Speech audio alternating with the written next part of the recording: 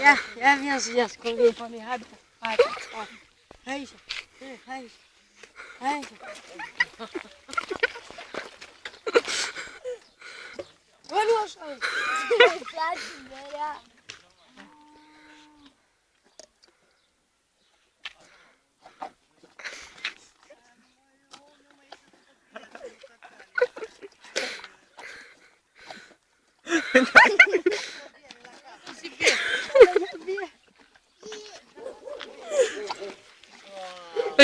Dacă îi dă stăpânul. Aici să-mi bată. Păi dacă îi pui poliția ăla, să-i faci tu. Hai, Costai, hai, Pablo. Păi ce zici, Corina? Cașiță.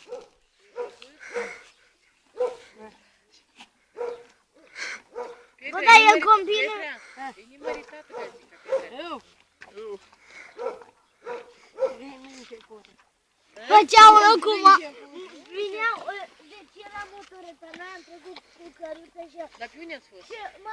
Eu vă pe la Pavla Rus, ne-am dus la Săbiet, am spălat cal. Dar ea nu mi iese la Săbiet.